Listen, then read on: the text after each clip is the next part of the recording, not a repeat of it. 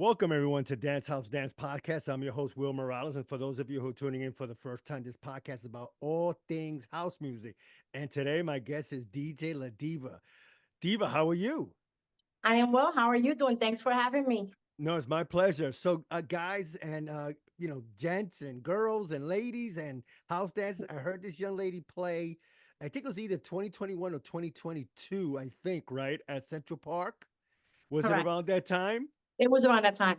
Yeah. And so when I heard her play, I said to myself, boy, she's good. She can kick ass. You play some real good deep house music, which I became a fan of. And, I've been a fan of yours ever since. And we miss you guys at Central Park. Unfortunately, I know you guys haven't DJ there in the last year or two. But anyway, again, thank you so much for being on the podcast. Tell a little bit about yourself. What was your journey like to get here to today? You're a DJ, you're world famous, soon to be. So, Well, what was that journey like? Yeah. my journey was interesting. I started in the house scene through friends of the DWILDMUSICRADIO, who they have their own station as well. Jason Rios, who introduced me into the DJ world because I was just a dancer, someone who enjoyed the music. Yeah. Jason Rios was the one who introduced me into the DJ world and to showing me the steps of how to use the controller and how to, maneuver on the music. And from there on, it's been really good. It's been a nice journey. So, what was it that got you into house music in the first place? Was did you like something before that? Like for me, I like a little bit of disco, a little bit of freestyle, and then when I started hearing more and more house in the '80s, especially late '80s and '90s, I just became a huge fan. So, was that the same for you, or what was that your music taste back in the day? So growing up, I've always liked music. I've always been dancing from a little girl. What brought me into the music was an event that I attended, and it was called the Tambour Cruise Okay. by Stan Seth.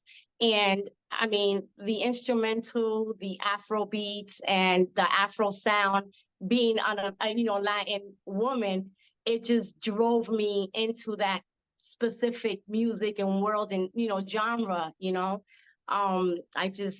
I love the sound, the instruments.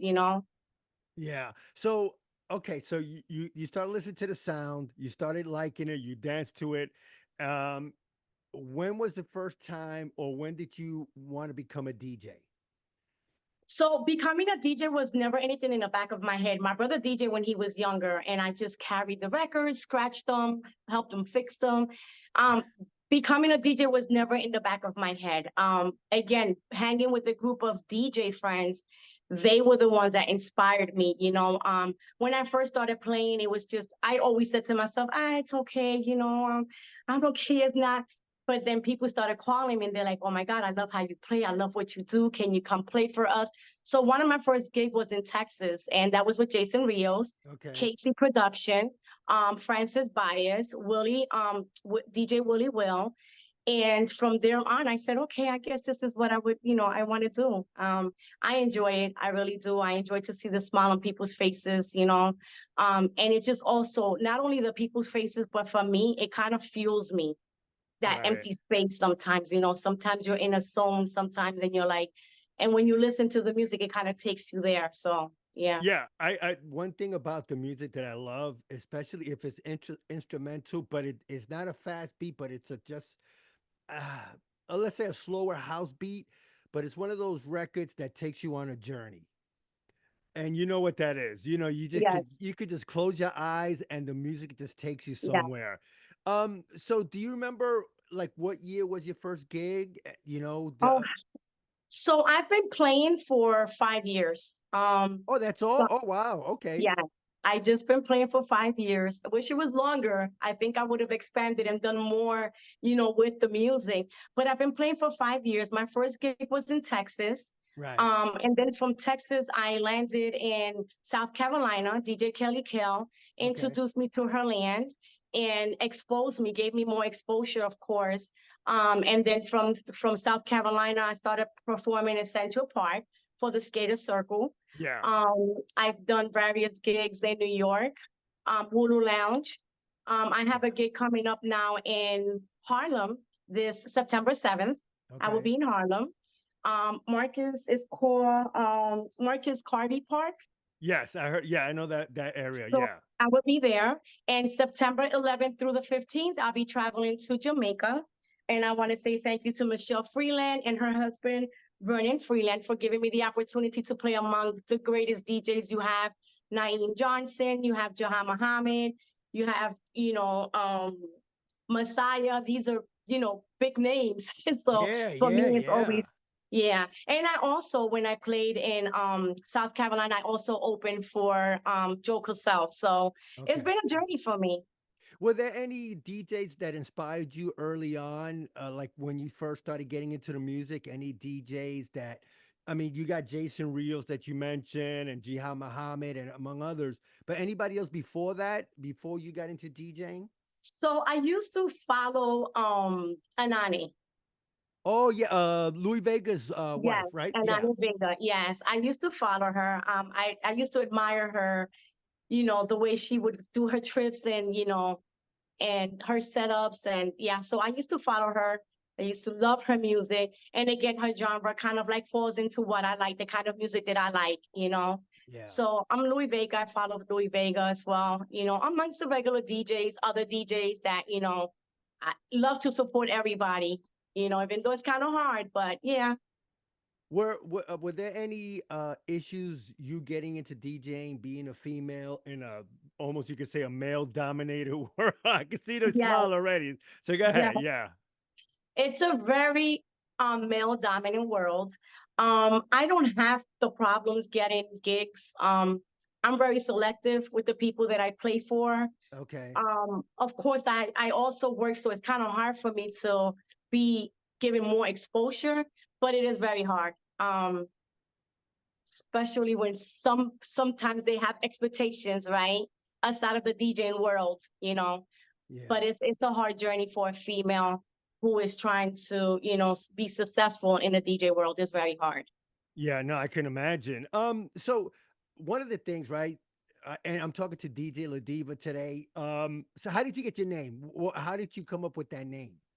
So that's an interesting question. So I've always been involved with the production, the music world, right? And I met people through, I don't know if you're familiar with La Calle, Hot 97, Yeah, yeah, um, La Calle 97.3. yeah. And I became very good friends with them. So I used to call the radio station quite often. And when they answer the phone, they'd be like, "Oh, we have La Diva on the phone." And I was like, interesting. So when Jason and I started collaborating together, I Yeah. said, maybe I'll just add La Diva just to kind of like break it up a little bit. And then I added Dear House because to me, everybody in the community that's a house head is very dear to my heart. So Right. I named myself DJ La Diva in Dear House. Oh, okay. I know it's interesting that how you got that name. Um, so when you play now, right? Well, let's talk about Central Park, right? Mhm. I met you. Well, I saw you through DJ Dracula. I think KC Yes. Productions. Am I missing anybody else out of that group? If I am, So who brought me to Central Park was DJ Dracula. yeah, Him and I are very dear friends. I love him. I adore him. He's always been a mentor to me. Always told me to keep my head up and follow my dream and continue the path because he knew he saw something in me. right, Sometimes I don't see it, other people see it. And he always pushed me and said, you have something, you need to continue with this journey. And he introduced me to Central Park. And when I came to Central Park for the first time, I think his name is John. He was the president, if I'm not mistaken. for the skaters, you mean Bob Yeah, Nichols, Bob. guy with the Bob. glasses? My apologies. Yes, That's okay. Bob. Yeah, Bob Nichols. Yeah, Yes, he fell in love with the music and he kept telling Dracula, "Oh, you got to bring La Diva, you got to bring La Diva." So I kept coming back to Central Park and yeah, and I loved it. I mean, to me, that place it was everything. yeah, yeah. Like I said, we definitely miss you guys there. Hopefully, maybe next summer you guys will come back. So when you started playing, right, and then you started getting the small gigs and all that. When did the bigger gigs come? And when were you doing solo gigs or you were still DJing with other people? Or did you have a preference? Whether So it's solo or working with other people? So during COVID, I was exposed through a lot of the streaming. I did a lot of streaming. So I had a lot of gigs through like Italy. They were, constantly calling me, Deeva, can you play for us? Can you play? So I started through the internet.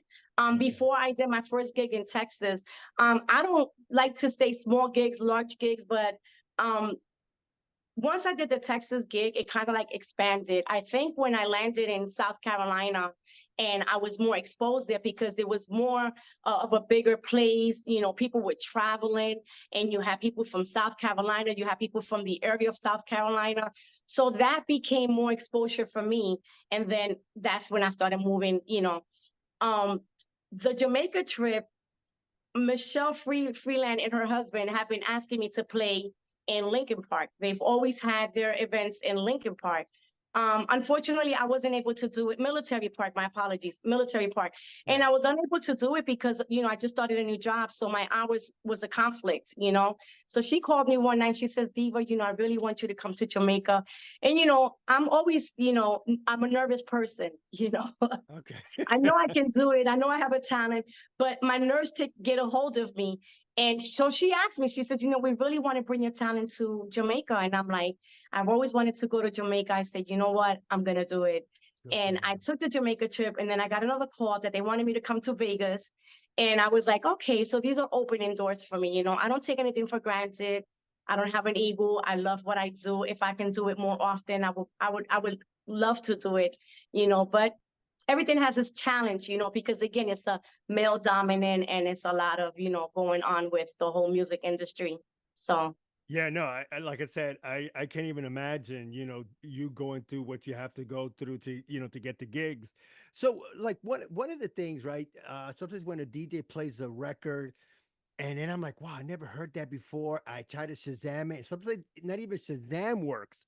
So for the secret that all fans want to know, like, where would you get your records? Like, so I do have a record pool. A lot of DJs ask me, I get the same question, Deeva, where do you get your music at?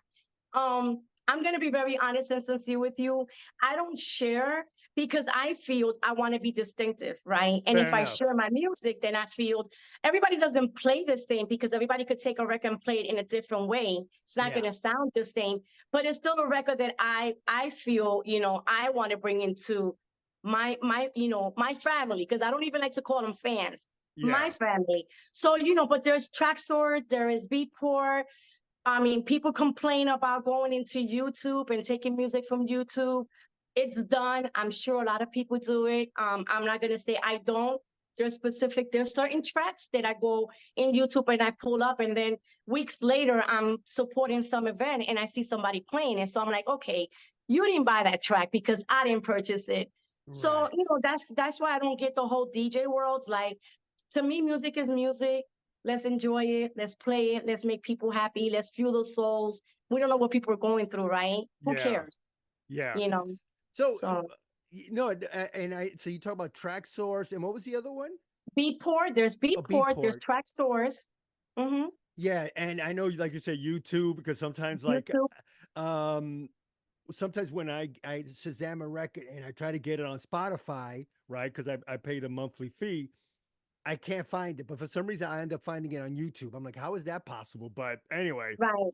Yeah, you um, have Spotify. I mean, there's a lot of ways where you can get your music, but at the end of the day, it's not where you get the music. For me, it's the homework, right? yeah, It's finding the distinctive sound that you want to bring to your crowd, introduce them to, trying to veer them from just the regular music that kind of like every DJ pretty much plays, right? yeah. Um, So, do you watch the crowd as you DJ? Do you have a sense of what they like already before you get there?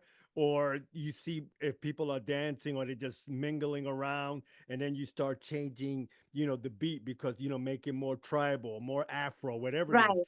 So talk more about that. Like, how does the crowd play into your mixing? So for me, it's a little bit hard because, like I said, I have a lot of gigs. Most of my gigs are streaming, so you don't get the visual of a crowd. But when I do get the visual of the crowd, I do observe and see what they like. And I see, when I play in New York doesn't have a preference, right? They love music, any kind of genre. They dance to all kinds of music. When I'm here in New Jersey, I notice the type of music that they enjoy with more vocals. There's a little bit classics in between. They don't adapt too quickly to something new. So you kind of have to play with it. You have to bring them in with a classic and then try to introduce them to something new. So you do have to observe the crowd. Yeah. But sometimes a DJ gets in their own zone, I'm not gonna lie, and they just not so much focus in the crowd because I'm a dancer. So I feel if it makes me move, it's gonna make you move.